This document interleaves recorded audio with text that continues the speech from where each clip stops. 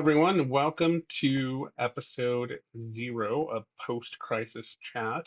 I am Randy, one of your co hosts. With me, I have, My name is David. You can call me Cookie.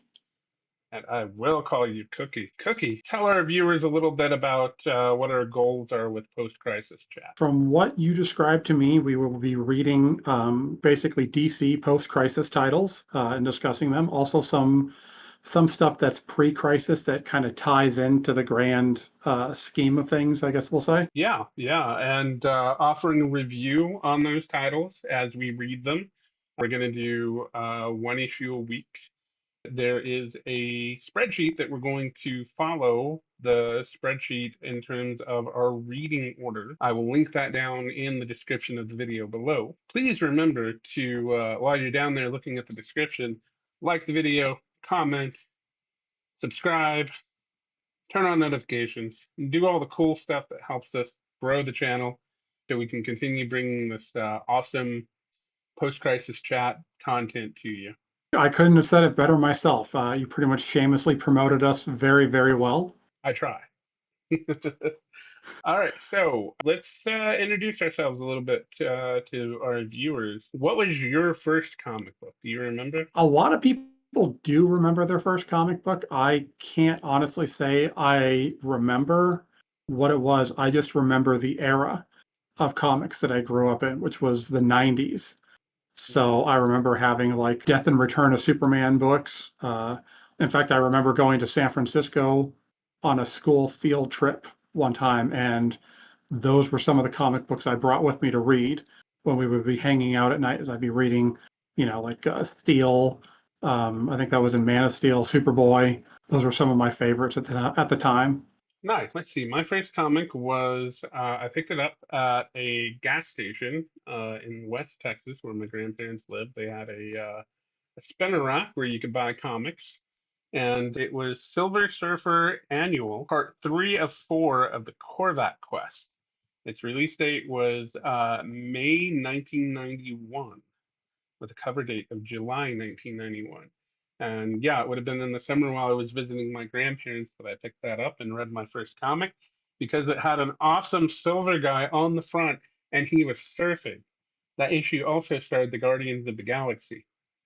All these years later, I have no idea what that issue was about. I did think I tried to pick up the rest of the issues, though. It was part 3 of a 4-part series, and I think I managed to find the other parts. Maybe. It's been so long ago. Yeah, that was a problem with comics. I mean, even to this day, still, it's like if you pick up a book in the middle of a story arc, you're kind of just lost. You have no idea what's going on. You're just there to look at the pretty pictures. So that's funny though that the Guardians of the Galaxy, because it's like that was the old school Guardians too. That was before you got like the movie version with Rocket and all them. Oh, yes, that was well before the movie version, like decades before the movie version. That's the Guardians I never quite got into. I always wanted to read it because I remember Jim Valentino had like an epic run on Guardians that everyone always raves about, and I've always meant to go back and try and track those down and see if I could read them. I'll be honest, for the most part, cosmic books aren't really my thing. In fact, it really, no offense to those who like Marvel, but Marvel really isn't generally my thing. I don't like most of their comics. Although it's hilarious because today I am wearing a Black Panther t-shirt, and you are in fact wearing a Batman t-shirt, who is my favorite comic character. So I'm sitting here saying I don't like Marvel while wearing a Marvel t-shirt. I grew up more a Marvel guy, I think, and then later kind of got into DC and then Image and stuff like that. But it is funny that you say like you're not into the cosmic stuff. I'm not big into it either. And but I always felt like Marvel handled cosmic characters better than DC, where DC handles the magic universe way better than Marvel does. I don't know a whole lot about DC's cosmic universe. I know a little bit about Green Lantern. I've read some of the old showcase books of the Green Lantern from the '60s, but that really wasn't that cosmic as we think of it today. No, And I really haven't read a lot of Marvel cosmic either, so it's kind of hard to compare the two when I just haven't read that much of it. it could be difficult. I mean, I've read a little bit, but I'm not even that well versed. I've read quite a bit of DC's Magic titles, And a lot of those, I don't know, there's something about them that I've always kind of gotten into. What I've enjoyed of what I've read of the DC Magic, I have definitely enjoyed, and I do notice they tend to focus a little more on their Magic books than Marvel does. Usually in the through the Black Label books or Vertigo as they used to be known. Yeah, a lot of that, but even in the regular stuff, because you had like Phantom Stranger he was mainly more mainstream DC than he had like a few Vertigo appearances, but he was more like the main books. The Spectre, that was a classic run, the one from the 90s. Oh, who was it? Tom Mandrake and John Ostrander, I think it was. That's a really, I mean, what I've read of it, that's a great series. Ostrander has very recently become one of my favorite writers. I hadn't read a lot of his stuff until very recently, and I just read I got done about a month ago with his Suicide Squad, and oh, that comic was just killer. I can't wait till we get to that on the show. So let's talk about favorite writers then while we've got a moment. Who do you think is, if you don't have a favorite, maybe your top three? Boy, I mean, I do have favorites, but I'm gonna say top three right now are for the last probably 10 to 15 years. James Robinson has been a huge one that I've enjoyed. Starman's like one of my favorite comics. And I got into that like well after the series had ended. I just stumbled across it and it just became a book that I've loved to this day.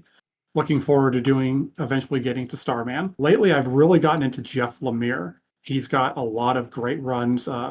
During the New 52, he had one of the best runs I'd read for Green Arrow, excuse me, in a long time. He just did some wild, crazy stuff that I really got into. And apparently, his Animal Man is up there on par with like Grant Morrison. So that's something I need to kind of look into. I have heard good things about Lemire. I'm not sure how much of his I've actually read. Is he working on an absolute title right now? Yeah, actually, he's the one who's currently writing Absolute Flash. Oh, I love Absolute Flash. Yeah, that's one of my favorite books right now. So my favorite writer is Warren Ellis. He has done some of the most epic books that I've ever read. Planetary being at the top of that list, The Authority being at the top of that list. And in both cases, he wrote to the artist's strength on those books. And that's one of the things he always talks about when he's talking about his writing comics process is knowing who the artist is and knowing how to give them what they need in order to make the book the best possible. And he does that hands down with every book of his I've read. That's I've liked some of Ellis's stuff. He's hit and miss with me, to be honest. But I haven't read all of Planetary or Authority. That's on the list of things I need to catch up on. I mean, I've got like stacks and stacks of ones I got to catch up on. But what I have read, he's pretty good, and I could see that because he did a 4 issue arc on Thor in the late '90s, early 2000s with Mike. I think he pronounced it Diodato. He had a classic run on Wonder Woman and some other stuff, and it was you could tell that he was playing to the artist's strength, and he did it. Those were like really some of my favorite Thor issues. Excuse me. If you want to read some of his superhero fare, I don't even know if you've heard of this one because most people forget it even exists. He did like a 7 or 8 issue run, I think, on a book called Next Wave for Marvel. Oh yeah, I remember when Next Wave came out. And that Uh, book was a hilarious. It was a comedy book, but it was also really it was just a great book. I mean, all around the art was, and I'm terrible at remembering who artists are, so I don't remember the artist's name. Maybe we'll I get it up on the I screen. I was gonna say I believe, and can call me out if I'm wrong, but I believe it was I think his first name is Steve Immerman. I think is who it was. He did a run on also some Ultimate titles. I'm almost positive that's who it is because I got this visual in my head of Immerman's artwork. All right, you know what? I will settle this right now. Oh, we got to keep this shit in. Stuart Eminem. Stewart. Okay. Stewart. I don't know why I was thinking Steve, but I know it started with an S. And Wikipedia tells me, I was hoping, oh, it was 12, it was a 12 issue run, canceled after issue 12, sadly. But it was a great book. One of my favorite things about Next Wave was one of the covers that they did, where it says they're holding up signs that say, "We don't care. Please love us. Mark Millar licks goats." But the way the art is positioned, it looks like licks. The LI could be a U, and there's an arm in the way that could be cutting out an F. All right, that's pretty good. To me, I would love to know the backstory behind that. Is there like a little bit of a rivalry between the two of them or something? I'm pretty sure they're friends. Yeah, I figured it'd probably be like a friendly rivalry because I feel like you get that a lot in comics. All right, so let's switch gears for a minute. Who's your favorite artist? Probably the three artists that I've always gone to, like I have like a couple of special boxes that I've collected these particular artists. And actually, I'm gonna say four because there's another one that I've really gotten into a lot lately. Number one is the late Mike Waringo.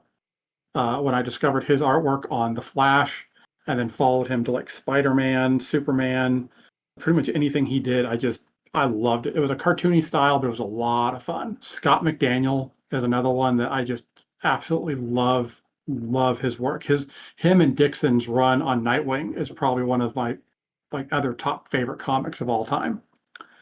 Last, or not last, but I say the third was Todd Knock. I think is how you say his name. He has a great run on Young Justice, another favorite comic.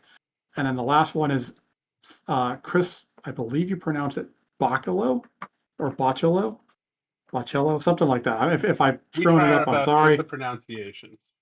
Yes, but he's got a really weird art style that I just absolutely love. He does a lot of X-Men books, and he's just super good. Cool. My favorite artist would probably have to be John Cassaday.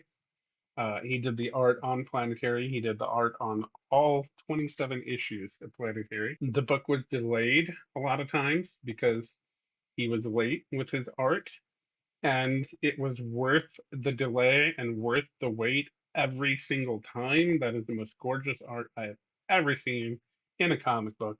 If you can't tell, I'm just a huge fan of Planetary, the book. Yeah, I can see you nerding out. I can see it happening.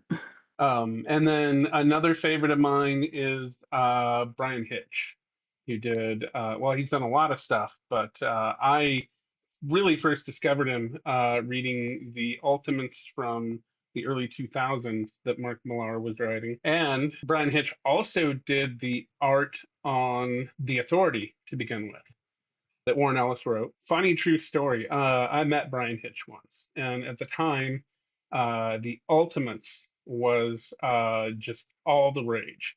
And he was at a convention. He was doing free sketches in people's sketchbook. Everybody was asking him for Captain America, and I was like, my one chance to get a Brian Hitch sketch. I'll probably never see this guy again ever. I think he lives in the UK. He was just here for this convention that they flew him out for. He'll no chance I'll probably ever meet this guy again. I want him to draw somebody that he created, that he was the creator of. I don't want just a Captain America sketch. I want something he created, a character he did. So I get up to him in line. I've been waiting in line for hours because he's just doing as many free sketches as he can before the convention closes. I finally get up to him and I ask him, "Hey, can you draw the engineer for me? It's a character you created." And he's like, "I'll draw whatever you want. I don't know who that is." So I ended up having to go. The convention was hosted by Zeus Comics in Dallas, Texas. So I ended up having to go back in the store because everybody was outside in the parking lot under tents and such. So I go back in the store. I buy an Authority comic book, the first one I can find that has the engineer in it. I have to bring it back out to him, and luckily he let me hop back in line, so I didn't have to wait through the whole thing again. And he drew the engineer for me from his own comic book that he drew and had forgotten about. And interestingly enough, the engineer appears in the latest Superman movie that just came out. Oh, that's right. Because I didn't know who that was. I had to go look it up because I haven't read anything from like Authority really in Planetary, like maybe like a scattered issue here and there that my brother would be like, here, check this out.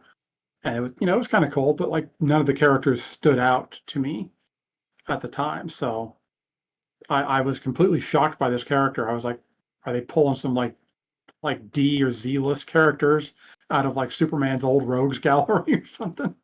Yeah, well, no, I mean Warren Ellis created the Engineer. Warren Ellis and Brian Hitch. They are the ones who created that character. And actually, this was the second Engineer. There was one before this one that had died in the comics. Anyway, Huh.